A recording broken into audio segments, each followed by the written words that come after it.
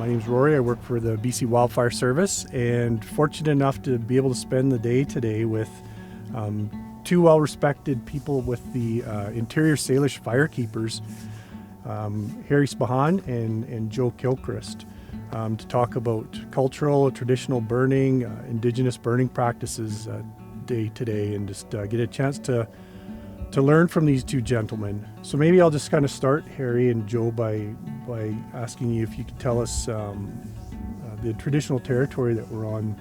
Well, it's definitely in Tlikef traditional territory, and I mean we've got lots of communities. We've got the Coldwater Indian Band. We've got the Lornikla, Shekhank and Wage. What is cultural or what is traditional burning? For me, I think cultural burning is knowing the land that you're on, and over thousands of years, the fire was added to the land to enhance if something was lacking, if it was getting too thick to go through, or the plants weren't producing like they were, it would have been burnt. There's a lot of traditional kind of things when they came here to do the cleansing of it and stuff and offerings. We're taught that there was always kind of a prayer when you come to the land and before you did any ignitions and then offerings and stuff like that. We're on a site, obviously, that there was wildfire this summer of 2021. Do you happen to able to speak to just some of the history of fire in this area, whether it was natural or just Indigenous burning, and then this kind of a forest, the kind of backdrop that we're seeing here, what kind of fire use maybe would have happened historically? I guess if you look over thousands of years for First Nations use, this land right here is really rich. It'd be a place where people would come and do their gathering and hunting and stuff for winter down in the valley, but up here would be all the medicine, Saskatoons, everything would be dried and made ready for the winter time. The huckleberries are going to take 30 years before you could pick them to grow back, and if you let the huckleberries grow, and then pretty soon the willow and alder will come in, and if you don't manage, and then pretty soon the evergreens will come back and take it all over again. So if you want to keep it as a huckleberry stand, then you would burn it every 4 years.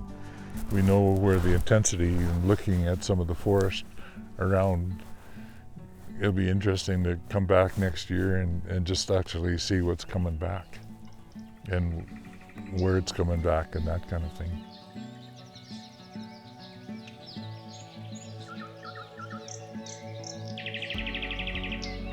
We're now in a location about 20-25 minutes west of Merritt in the Nicola Valley. This area was actually part of the Lytton fire. This fire burned in a dry and hot ecosystem within BC that has historically seen a lot of fire, but not so much over the past century. And we have now kind of a blank slate, or we have the ability to kind of start from the beginning. Is there a thought on what this area or what these areas should look like in the future and how to manage them going forward now that we're kind of starting from kind of a clean slate? If we don't do anything at all, it'll come back the way that it was, really thick, and eventually in 40 to 80 years it'll burn again. But if we manage it how we want, tree space it, prune it, and open it up and burn it every 7 to 15 years with maintenance fires, you'll never get to the point of catastrophic fire anymore. I think in the recovery perspective, that hopefully that there be good opportunity for the communities to have input into like the recovery and stuff like that. I think it'd be good for us to talk about, the history of why the cultural burning ceased, why it stopped many decades ago. And I can only imagine the impact that would have had on Indigenous people. Yeah, so fire has been used for thousands of years by First Nations people, and just having the connection with not only the time right now, but the time that it's been burned in the past and over the years. Not too far over this way and this way and over there is some pit house locations, and so you can tell that this area has been used for thousands and thousands of years. In the 1900s, it became illegal to burn, and so cultural burning stopped pretty much completely. And so over those decades that areas weren't burnt, the fuel built up. Along with that comes the bad spirits, which like are found in wood ticks and spiders and mice and rats that use the unburned forest as cover from coyotes and hawks and eagles, and the feeling of the forest changes in a negative way the longer that it's not burned. The fire is just like water. To us, fire is a cleanser to the land and to the forest. So you kind of bring balance back to the land using fire. I guess what I'd kind of like to talk about a little bit or hear your thoughts around how we can move forward to support and collaborate on cultural burning and prescribed fire and cultural burning together in British Columbia.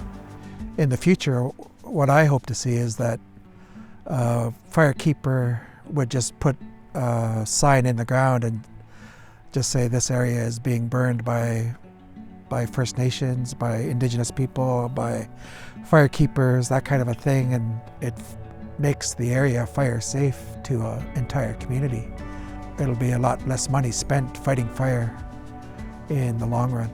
In the past, we know we're hearing that certain families were the fire keepers for the community, and because the change and of time, etc., I think it would be beneficial for the grouping and working together to make sure that there is something that comes up.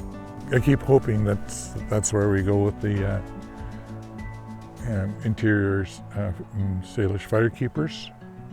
You guys are a little bit unique in that you both worked for BC Wildfire Service, and you're also Indigenous firekeepers. And is it a benefit to have kind of the learnings from both sides? As far as the training and stuff that we took, advanced fire behavior, it's the experience of traveling all over BC and Canada and seeing and being comfortable with fire and using fire to control fire, kind of melding together Western science and the fire experience and Indigenous knowledge all into one as the interior Salish firekeepers. That is just the experience of putting the fire on the land and listening to grandfathers, grandmothers about the when and the where and the how.